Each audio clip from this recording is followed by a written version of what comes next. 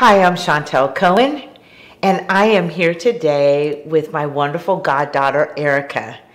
And Aarika has agreed to answer some questions for me. And I know many of you know me as a therapist and a coach, and we often think of therapy as something where we have a problem, where there's something that, or we've got, depression or anxiety.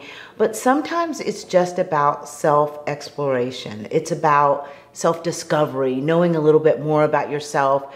Because when we do that, when we know about ourselves, we can make great decisions. We have an idea of where to take our lives. And so I'm just going to ask Aarika a few questions.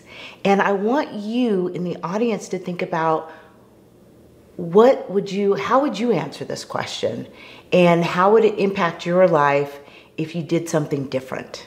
Okay, so here's the first question. And the questions are from the Skin Deep. And I love these cards, guys. I have the couples edition, and I have they have a couples edition that's, I think it is like for long-term couples. They have a dating cards. They have the family cards, which my family really loves. They say they don't like the cards, but they actually really love them. So if you guys don't know about this, go to, I think it's theskindeep.com. I think that is it. Yes, theskindeep.com. And you will find these, and they are excellent. Again, for those of you who are dating, I recommend getting those cards because it's fun to ask your partner or your potential partner these questions. It may help you decide if you want to keep them or not. Anyway, with that said, we are going to ask Aarika a couple of questions. And again, I want you to think about these. The first one is, what do I have to let go of to get what I want? That one is really easy for me. I just have to let go of the fear of failure and inadequacy.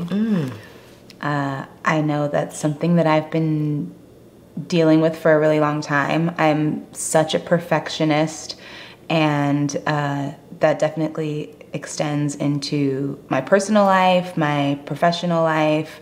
I have a really difficult time dealing with failure. And in particular, right now, I'm pursuing something that I'm very passionate about. But like taking that next leap has been really hard. And so I just have to do it. And I say it, but it's still really hard. And so I know that's it for me. May I tell the audience what you do, or Sure. viewers? So Aarika, and I'm not just saying this, she is an amazing singer.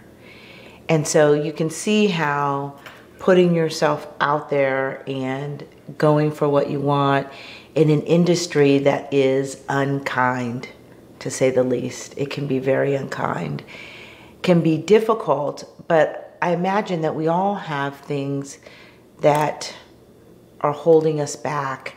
And so I think for me, it's letting go of what people think of me. So I know many of you have, and people that I've worked with have talked about that. We worry so damn much about what people think of us. And that's part of that fear of failure too. What if they don't like me? What if, they decide I'm not good enough? Maybe I'm not good enough. And so all this kind of gets into self-worth. I mean, in general, if we want to put it into one bucket, is who am I if I fail? Who am I if other people don't see me the way I see myself? And then how do I reconcile with that? And so, Aarika, I would say that I don't know if any of us ever escape failure. And so not trying in order to prevent something that happens to everyone, it is a very human experience. What I'd rather you think about is going for it and doing it, but at times just kind of assessing where you are, where you can improve, and then ask yourself, am I trying to change this because I'm worried about failing, or am I really trying to change this in order to improving my craft? Because sometimes people will tell you something doesn't work and you know that it is going to work, And yet, because of what they think, or you're worried about failure, you decide to compromise and take a journey that you never, or a path that you never, it was never intended for you. Mm-hmm. That's fair. I mean, definitely, I can't argue with anything that you just said. It's just implementing those things. It's scary. It is. And I always say, just because it's scary doesn't mean you shouldn't do it. That's probably more reason why you should. Yeah. Actually. Yeah. And so I think the check-ins and really taking your own temperature about it, and then when there are setbacks, that you really give yourself real feedback, or you seek the advice of others that you really trust. Because failure, I just don't know if any of us ever escape that. And it really becomes what you do with it.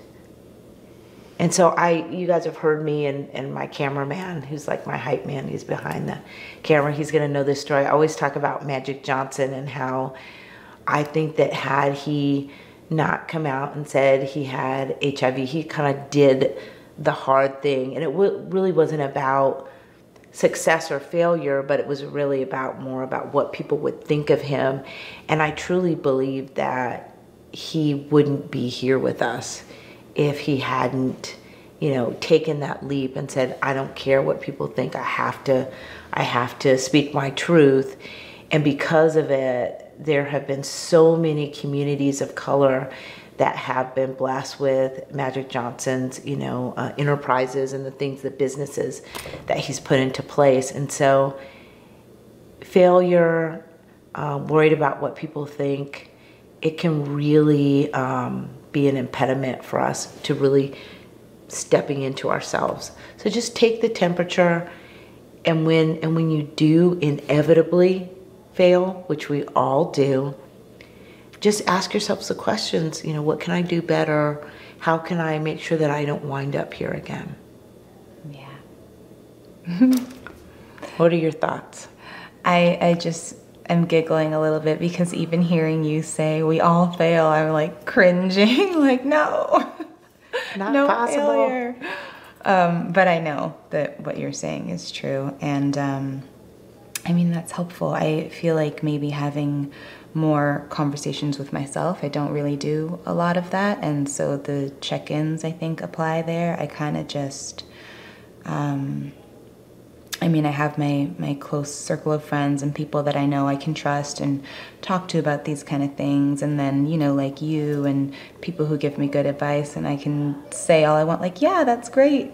But then it's about holding myself accountable and following through. So more of that, for sure. And giving yourself a little bit of grace, because again, it is a very deeply human experience that we all go through. Guys, you may hear my kids are upstairs, and we tell them to be quiet during these things, but even though I'm a therapist, my kids don't always listen to me. So you may hear a little background noise. Sorry about that, Aarika.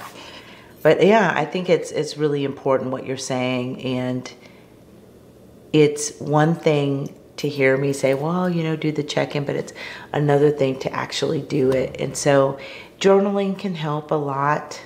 There's a guy named Perry Marshall, and he talks about Renaissance writing. And he talks about it in the context of just kind of writing about whatever comes to mind, free form. And that can also really, really be helpful. It's sort of unguided sort of writing. Get up, and maybe if you meditate, right after your meditation, just free form write for about 20 minutes. It can be really healing. It can also, great ideas can come to you. So it's a really great practice, something that you can do in addition or instead of journaling per se. I like that. Yeah, me too. Me too. I should do it more though. It is so wonderful to see you all. Please, please, please subscribe to me on YouTube, or follow us on Instagram or Facebook or Twitter. I'm Chantel Cohen, and thank you so much, Aarika, for being here. Thank you.